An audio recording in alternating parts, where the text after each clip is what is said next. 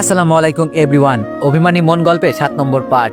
আর তোমরা যারা প্রমোশন করাতে চাও, হোক সেটা website, apps, page, brand, products বা অন্য কিছু, তাহলে আমাদের ডিসক্রিপশন বক্স এবং কমেন্ট বক্সে দেওয়া নাম্বারে যোগাযোগ করতে পারেন। আমি আপনাদের প্রচারকে সর্বোচ্চ গুরুত্ব দিয়ে কাজ করব। তোমাদের দয়া এবং ভালোবাসায় আমাদের ফ্যামিলি প্রায় 50কে ছুতে চলেছে। এভাবে পাশে থেকো যেন প্রতিদিন নতুন কন্টেন্ট নিয়ে আসতে পারি। আর 50কে উপলক্ষে তোমাদের জন্য কিউএনএ ভিডিও আনতে চলেছি। তো যাও তাড়াতাড়ি গিয়ে পোস্টে তোমাদের মতামতগুলো জানাও, তোমরা কি কি জানতে চাও। তো চলো বেশি কথা না কইয়া গল্প শুরু করা যাক।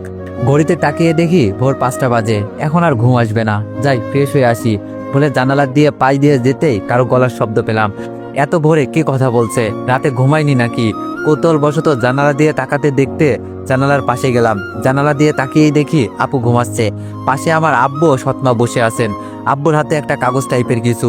আব্বু বলল, আমার যা কিছু আছে তা তো সব আবির ও লাবণ্যরই। আর এই দলিল দিয়ে কি হবে?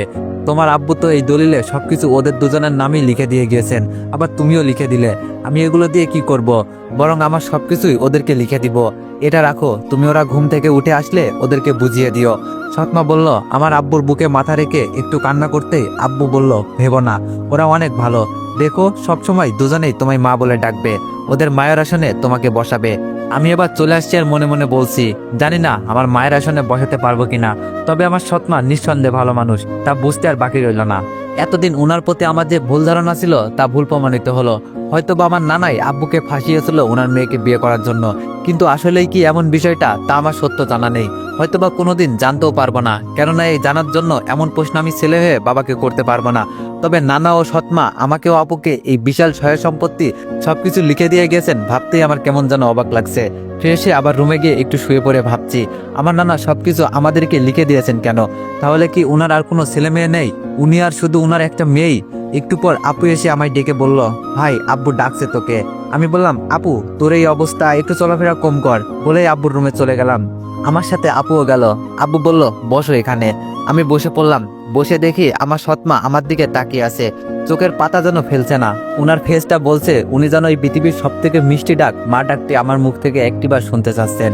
আব্বু বলল, শুনো আবির, তোমার নানার মৃত্যুর জন্য আমরা 4 দিনের দিন খাওয়া দাওয়ার আয়োজন করব, তাই তোমার সাথে আলোচনা করতে ডেকে পাঠিয়েছি। আমি বললাম, আচ্ছা আব্বু। এবার বুঝলাম আব্বু কেন কাল বাড়িতে না যেয়ে বলল আমাদের কিছু কাজ আছে। আমার সৎমা ওই রাতে কাগজটি আমায় বের করে দিল। আমি যদিও জানতাম এটা কিসের কাগজ আর কেনই বা দিল, তবুও জানতে চাইলাম এটা কিসের কাগজ। আমার সৎমা বললেন, আমার আব্বু মানে তোমার নানা, ওনার সব সম্পত্তি তোমাকেও তোমার আপুকে লিখে দিয়ে গেছেন এবং আমিও সব লিখে দিয়েছি। আজ থেকে এই সব সম্পত্তি তোমাদের। এই সব কিছুর দলিল এটা, বাবা নাও তুমি। আমার সৎমার কথাগুলো শুনে আমি বুঝছি না আমি এসব স্বপ্ন দেখছি না তো, নাকি আসলেই বাস্তবেই কাল রাতে যা দেখছি আসলেই তা সত্যি। আমি বললাম, আমি এসব কেন নিব? এগুলো তো আমার বাবার না, মানুষের কোনো কিছুই তো আমি নিব না। আপু বলল, ভাই এগুলো কি বলছিস? মানুষের কেন হবে? এগুলো আমাদের মায়ের। উনি না হয় আমাদের পেটে ধারণ করেন নাই, তাই বলে কি উনি আমাদের মা নয়? শুধু পেটে ধরলেই কি মা হয়ে যায় ভাই? আপুর কথার উত্তর আমার কাছে নেই। তাছাড়া আপুর উপর আমি কোনোদিন কথাও বলি নাই, তাই আপুর কথায় আমি মাথাটা এবার নিচু করলাম। আব্বু কিছু বলছে না, কেননা আব্বুর বলার মতো এখানে কিছুই নেই। একটু পর মাথা তুলে সামনে তাকাতেই দেখি আমার সৎমা কান্না করছে এবং শাড়ির আঁচলটা দিয়ে চোখটা মুছছেন। সৎমা বললেন, বাবা আজ যদি তোমাদের মা হয়ে এইগুলো তোমাদের দিতাম তাহলে তো অবশ্যই নিতে, তাই না? আসলে ডাক্তার আমায় বলেছিল আমি নাকি কোনোদিনও মা হতে পারবো না, তাই যেদিন থেকে জানতে পারি তোমার আব্বুর ছেলে ও মেয়ে রয়েছে, সেদিন থেকেই ভাবতাম আমি তাহলে তোমাদের পেটে না ধরেও মা হব, মা ডাকটা শুনতে পাবো, কিন্তু সেটা আমার ভাগ্যে নেই। আমি বললাম, কে বলেছেন নেই মা? আজ থেকে আমি তোমাকে মা ডাকবো। বিছানা হতে দলিলটা তুলে নিয়ে বললাম, এটা তোমার কাছেই রাখো। উনি এবার কিছুটা কান্না ভেজা কণ্ঠে সুরে হাসি দিলেন।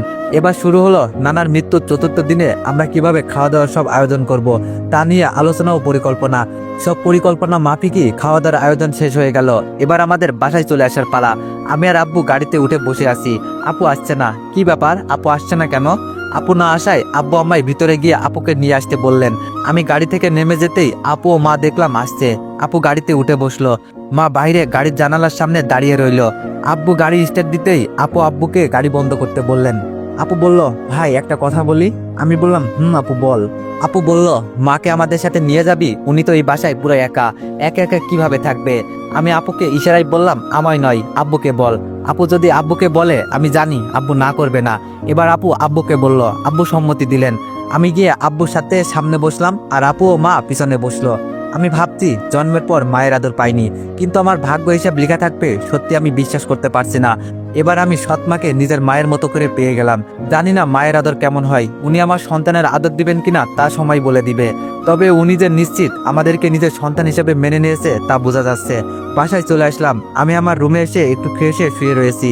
ব্যস্ততায় অনু অনেকবার ফোন করেছিল, ধরাই হয়নি, তাই অনুকে ফোন করলাম। একবার, দুইবার, তিনবার ফোন দেওয়ার পর অনু এবার ফোনটা ধরলো। অনু অনেক জোরে চেঁচিয়ে বলল, তুই কে রে কুত্তা? কি ব্যাপার, আমি কি রং নাম্বারে ফোন দিয়েছি নাকি?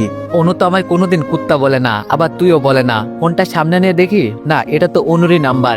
আবার ফোনটা কানে নিয়ে হ্যালো বলতেই, এই তুই আমার সাথে কথা বলবি না আর কোনোদিনও ফোন করবি না। এবার বুঝলাম এটা আসলে অনুই চরম রেগে গিয়েছে, তাই এভাবে বলছে। আমি বললাম, অনু আমার কথাটা তো শোনো আগে। অনু বলল, কিছু শোনার মতো নাই। বলেই অনু এবার শুরু করে দিল বাংলা মন্ত্র পড়া। আমি চুপ করে থাকলাম, কেননা আমার একবার হলেও উচিত ছিল অনুকে এইসব বলা। ওটা না 5 মিনিট আমায় মন্ত্র শোনালো বাংলা ভাষায়। আমি বললাম, শেষ হয়েছে তোমার এবার? আমি কিছু বলতে চাই। অনু চুপ করায় বুঝলাম ওর মন্ত্র শোনানো শেষ। আমি বললাম, আমার নানা মারা গিয়েছে, ওনার বাসায় গিয়েছিলাম, তাই ফোনটা ধরা হয়নি। অনু বলল, ও সরি, আমি আসলে বুঝি নাই আবির, আমায় মাফ করে দিও। আমি বললাম, ইটস ওকে। মনে মনে বলছি, গরু মেরে জুতা দান করেছে। তবে অনু, তুমি থেকে তুই বলাই বেশ মজা পাইছি, ভালোই লাগছিল। ওকে তুই করেই বলতে বললাম। অনু বলল, আগামী কাল থেকে কলেজ খুলবে আর রেজাল্টও এই সপ্তাহে দিয়ে দিবে। কলেজে যাবি? আমি বললাম, না তুই যা, আমি 1-2 সপ্তাহের মতো কলেজে যাব না, কিছু কাজ আছে, শেষ হলে তবে যাব। অনুর সাথে অনেকক্ষণ কথা চললো এবং ঘুমিয়ে পড়লাম। এতদিন পর্যন্ত প্রতিদিন সকালে ঘুম ভাঙতো হয় আপুর ডাকে নয় অনুর ফোনে, কিন্তু আজ ঘুম ভাঙলো আমার সৎ মায়ের ডাকে। সৎমা বললেন, ওঠো, অনেক বেলা হয়েছে, এই নাও কফি, আর কিছু মনে করো না কফিটা ভালো না হলে। আমি উঠে কফির মগটি হাতে নিলাম। উনি আমার বিছানা সহ পুরো ঘরটা গুছাতে লাগলেন। কফির মগে চুমুক দিতেই আজ ছাদটা অন্যরকম লাগছে। প্রতিদিন আপু না হয় আব্বু কফি বানায়, আজ মনে হয় মা বানিয়েছে। তবে কফির স্বাদটা নিয়ে বুঝলাম আব্বু কেন এত সুন্দর রান্না পারেন। আমি বললাম, মা থাক না, এগুলো আমি গুছিয়ে নিব, আপনি যান। সৎমা বললেন, একটা কথা বলবো বাবা। মা বললেন, একটা কথা বলবো বাবা। আমাকে আপনি করে নয়, হয় তুমি করে, না হলে তুই করে বইল। আমি বললাম, আচ্ছা তুমি করে বলবো, কিন্তু কিন্তু কি বলো? আমাকেও যে একটু আগে তুমি করে বলা হলো, তা বলা যাবে না, তুই করে বলতে হবে। মা বলল, আচ্ছা আচ্ছা ঠিক আছে, তাই বলবো। কিছুক্ষণ কথা হওয়ার পর উনি বাইরে গেল। আসলে মায়ের আদরটা কি জিনিস তা আমি আজ একটু বুঝলাম। সত্যি নিজের মায়ের আদর না পেয়ে এমন একজন সৎ মায়ের কাছে এমন মায়ের আদর পাবো তা কোনোদিন ভাবিও নাই। আমি উঠে ফ্রেশ হয়ে সকালের নাস্তা খেতে টেবিলে গেলাম। মা সব পরিবেশন করছে। চেয়ারে বসে সামনে তাকাতেই দেখি আপু একটা চিৎকার করলো। মা ও আমি দৌড়ে আপুর কাছে যেতে মা বলল, তাড়াতাড়ি গাড়ি বের করো, লাবণ্যকে হাসপাতালে নিতে হবে, ও মা হতে চলেছে। আব্বু চেঁচামেচি শুনে দৌড়ে আসলেন এবং গাড়ি বার করলেন। আপুকে নিয়ে হাসপাতালে চলে গেলাম। ডাক্তার আপুকে অপারেশনের জন্য ভিতরে নিয়ে গেল। আমি, আব্বু আর মা বাইরে বসে রইলাম। কিছুক্ষণ পর ডাক্তার বের হয়ে বললেন, অপারেশন সাকসেসফুল, মা ও ছেলে দুজনেই ভালো আছে।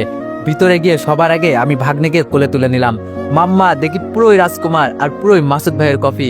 হাই ভাগ্নে, হাই ভাগ্নে বলায় আমার শরীরে সব কাপড় নষ্ট করে দিল, আমার শার্টে দিল প্রসাব করে। মা এসে ভাগ্নেকে নিয়ে বলল, তুই যা, জামাটা একটু ধুয়ে আয়। জামাটা একটু ধুয়ে ফেলার জন্য ওয়াশরুমে যেতে অনু ফোন করলো। এক হাতে জামাটি ধুচ্ছি আর অন্য হাতে কল রিসিভ করে অনুকে হ্যালো বললাম। অনু বলল, আবির তুমি কোথায় আছো? আমি এখনই তোমার সাথে দেখা করতে চাই। আমি বললাম, এভাবে কেন বলছো, কি হয়েছে অনু? অনু বলল, আব্বু মিতুর ভাই মাসুদ ভাইয়ের সাথে আমার বিয়ে ঠিক করে ফেলেছে আবির, আমি এই বিয়ে করতে পারবো না, আমি হয় তোমাকে বিয়ে করব না হয় মরবো। অনুর কথা শুনে আমি যেন আকাশ থেকে পড়লাম। অনু এটা কি শোনালো আমায়? আমি এই আনন্দের দিনে এটা শুনবো কল্পনাও করি নাই। মাসুদ ভাই অনুকে, মাসুদ ভাইয়া অনুকে বিয়ে করবে, এটা আমি কি শুনলাম? মাসুদ ভাইয়ার ভিতরের রূপটা এমন, সত্যি ভাবা যায় না। সি, ওয়াশরুম হতে চলে এসে আব্বু মাকে বললাম, আমার একটু দরকারে বাইরে যাচ্ছি, একটু পর ফিরবো, বলেই চলে আসলাম।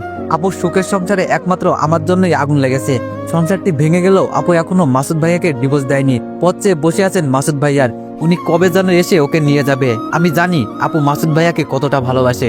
মাসুদ ভাইয়ার থেকে আপু দূরে আছে ঠিকই, কিন্তু আমার মনে হয় না মাসুদ ভাইয়ার প্রতি আপুর ভালোবাসা একটুও কমে গিয়েছে।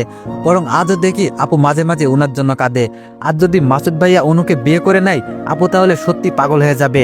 আপু এই কষ্ট কিছুতেই সহ্য করতে পারবে না। না, এ হতে পারে না। আমার জীবন থাকতে আমি এটা হতে দিব না। প্রয়োজনে মৃত্যুর পা ধরবো, ও যেন মাসুদ ভাইয়াকে সব সত্যি খুলে বলে, তবু আমি এটা হতে দিব না। অনুকে ফোন করে আসতে বললাম। আমি হন্য হয়ে দৌড়ে গেলাম। অনু দেখি আমার আগে গিয়ে বসে থেকে বাদাম খাচ্ছে। আমি বললাম, অনু তুমি ফোন করে এগুলো কি বললে, তা কি আসলে সত্যি? অনু বলল, সত্যি। আমি বললাম, না, এ হতে পারে না, এটা কোনোদিনও হতে পারে না। তুমি মাসুদ ভাইয়াকে কোনোদিনও বিয়ে করতে পারো না। আমি তোমায় মাসুদ ভাইকে বিয়ে করতে দিব না, কোনোদিনও না।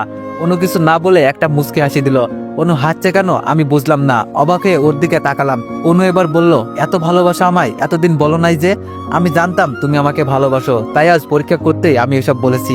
আমি কেন মাসুদ ভাইয়াকে বিয়ে করতে যাব? আবির প্লিজ, আমি চাই তুমি এই 3টি ওয়ার্ড সর্বপ্রথম তোমার মুখ দিয়ে আমাকে বলো, বলো প্লিজ।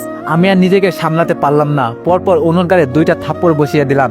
আমি বললাম, ভালোবাসা কখনো পরীক্ষা দিয়ে হয় না, কাউকে বিশ্বাস করতে হলে তার বিশ্বাসকে ভরসা করতে হয়। ভালোবাসার পরীক্ষা নেওয়ার জন্য তুমি এতটা নিচ হবে এমন উপায় বেছে নিবে? কি অনু, আমার ভাবতেও অবাক লাগছে। আমি বললাম, সেই এইটুকু থেকে আপু আমায় কোলে পিঠে বাবা মায়ের আদরে বড় করেছে, আর তুমি কিনা পরীক্ষা হিসেবে আমার আপুর ভালোবাসাটাকেই বেছে নিলে। আর শুনে রাখো, মাসুদ ভাইয়ের সাথে তোমার বিয়ে হতে পারে না। এই কথাটা তোমাকে ভালোবেসে নয়, আমার আপুর সংসার আর তার সন্তানের ভবিষ্যতের কথা মাথায় রেখে বলছি। আমি তোমায় ভালোবাসি না, তোমার মতো মেয়েকে ভালোবাসাও পাপ। আমার রাস্তায় আর কোনোদিন তুমি আসবে না বলে আমি বাসায় চলে আসলাম। আসলে মেয়েরা যে নিজেদের কিভাবে এতটা নিজ মনোভাব হবে অনুর ভাবি নাই। বাসায় এসে দেখি হাসপাতাল হতে বাসায় এখনো কেউ ফিরে নাই।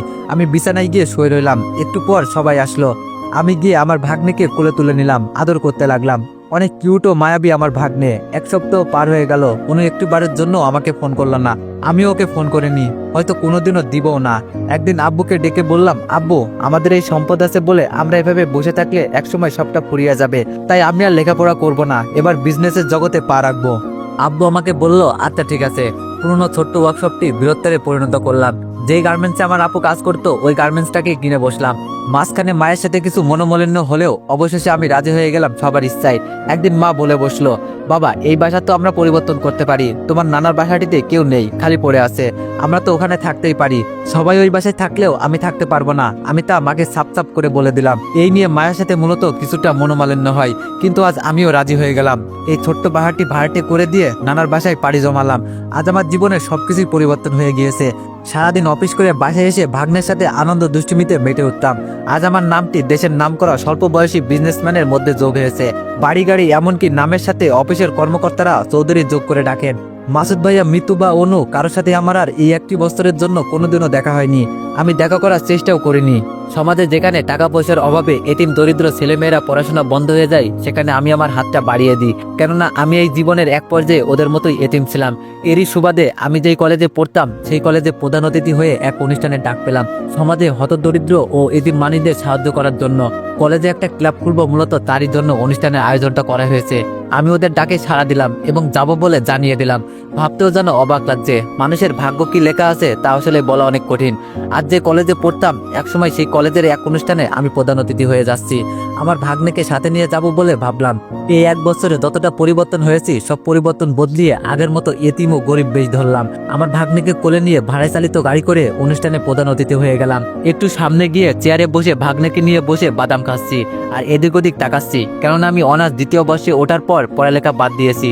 আর সেই হিসাবে অনুর এখন 3য় বর্ষে পড়ালেখা করার কথা, কিন্তু অনুকে দেখছি না। আমার পাশে বসে থাকা 2 ভদ্রলোক গল্প করছিল। প্রিন্সিপাল স্যারকে কতবার বললাম আবির চৌধুরীর মতো মানুষকে এই অনুষ্ঠানে প্রধান অতিথি না করতে, উনি শুনলেনই না আমাদের কথা। ওনার মতো মানুষ কি এই অনুষ্ঠানে আসবেন নাকি, এবং এই ক্লাবে কি স্পন্সর করবেন কখনো? কখনোই করবেন না। এবার বুঝুক ঠেলা, অনুষ্ঠানের আয়োজন সব লক্ষ্যটাই বৃথা গেল। মাঝখান থেকে শুধু শুধু এতগুলো টাকা নষ্ট হয়ে গেল। আর মাত্র 5 মিনিট সময় অনুষ্ঠান বাকি, এখনো প্রধান অতিথি আবির চৌধুরী আসে নাই। ফোন দিলে ফোন বন্ধ দেখাচ্ছে। আসলে সবার কি প্রতিক্রিয়া আমার বিষয়ে সেটা শুনতেই আমি এভাবে এখানে উপস্থিত হয়েছি। অনুষ্ঠান শুরু হয়ে গেল। 2 টিমে স্টেজে উঠলো। দেখতে 2জনকেই বেশ সুন্দর লাগছে। ওরা মাউথ স্পিকার নিয়ে বলল, আজকে এই অনুষ্ঠানটি আমরা 2জন উপস্থাপনা করছি, আমি অনু আর আমি মিতু। তার মানে এরা 2জনই অনু আর মিতু। আরে বাহ, মেকআপে দেখছি 2জনকে চিনতেই পারি নাই। অনুষ্ঠান শুরু হয়ে গেল। মামা ভাগ্নে বসে অনুষ্ঠান উপভোগ করতে লাগলাম। একটু পর আমার ভাগ্নে কান্না করছিল, তাই পাশে বসে থাকা ওই ভদ্রলোক স্যার 2জন বলে বসলো, এইটুকু বাচ্চা নিয়ে কি অনুষ্ঠান দেখতে আসে? নিজেও দেখবে না, আবার আমাদেরকেও দেখতে দিবে না। এক স্যার বলল, কি ব্যাপার, তোমাকে এই কলেজেরই ছাত্র মনে হচ্ছে, তুমি আবির না? আমি বললাম, স্যার আমি আবির। স্যার বলল, ও পড়াশোনা বাদ দিলে যে, আর এই বাচ্চাটা কার? আমি বললাম, এমনি স্যার, আর ও আমার ভাগ্নে। স্যার বলল, ও তো বলো এখন কি করো? ব্যবসা ট্যাবসা নাকি জব করো? আমি কিছু বলতে যেতে আমার ভাগ্নে আমার কান্না শুরু করে দিল। আমার আর কিছু বলা হলো না। আবার ওনারাও একটু পর উঠে গেলেন। অনুষ্ঠান প্রায় শেষ। একটা যৌথ নাচটি দিয়ে অনুষ্ঠানটি শেষ হবে এবং নাচবে উপস্থাপক অনু ও মিতু। বেশ ভালোই নাচ করলো দুইজন। নাচ শেষে অনু মাউথ স্পিক নিয়ে বলতে লাগলেন, অন্তত দুঃখের সাথে জানাচ্ছি যে আমাদের অনুষ্ঠানে আসবে পথে থেকেও শেষ অবধি প্রধান অতিথি আসে নাই। আমাদের অনুষ্ঠানের উদ্দেশ্যটাই বৃথা গেল। কোনো উদ্দেশ্যই বৃথা যায়নি বলে জোরে চিৎকার দিয়ে উঠলাম। আমি ভাগ্নেকে কোলে নিয়ে স্টেজের দিকে যেতে লাগলাম। ভাগ্নেকে নিয়ে স্টেজে উঠলাম। আমাকে দেখে অনু চুপ হয়ে গেল। মিতু বলে উঠলো, আরে তুই এখানে কেন? প্রিন্সিপাল স্যার বললেন, কে আপনি? আমি বললাম, আমি আর কেউ নয়, যাকে এই অনুষ্ঠানে প্রধান অতিথি করে ফোন ও চিঠিতে দাওয়াত করেছেন, আমি সেই আবিদ চৌধুরী। এবার মাউথ স্পিকারটা হাতে নিলাম। সামনে খেয়াল করে দেখলাম মিতুর ভাই সহ বেশ কিছু পুলিশ এই অনুষ্ঠানে উপস্থিত হয়েছে। আমি এবার সবার উদ্দেশ্যে কিছু কথা বলতে লাগলাম। আপনারা ভাবছেন আমি এভাবে কেন এসেছি, আর আমার কোলে এটা কে, তাই তো? আসলে আমাকে কে কি ভাবে তাই দেখার জন্য এভাবে এসেছি। আর এই ছেলেটি আপনারা যে কাজ করতে বা যেই উদ্দেশ্য নিয়ে ক্লাব খুলছেন তারই একটা অংশ। ওর বাবার থেকেও নেই। আজ জন্মের 1 বছর, তবু ওর বাবার মুখটি দেখেনি। ও এতিম, আমার ভাগ্নেও। আর মজার বিষয় হলো এই স্টেজেই ওর ফুপু ও স্টেজের সামনেই দাঁড়িয়ে আছেন, ওরই জন্মদাতা বাবা। সবাই ভাবছে আমি কোথা থেকে এসে এইসব কি বলছি। সবাই যাতে বিষয়টা মনোযোগ সহ শুনে এবং বিশ্বাস করে, তাই পকেট হতে 1 লাখ টাকার নগদ একটা বান্ডিল ও আরো 1 লাখে চেক সাইন করে প্রিন্সিপাল স্যারের হাতে দিয়ে বললাম, এই ক্লাবের কাজ যত দ্রুত শুরু করে দিন। সবাই অবাক ও হাততালি দিয়ে উঠল। এবার আপনাদের উদ্দেশ্যে আমি কিছু বলতে চাই আপনাদের, যদি আমায় সময় দেন।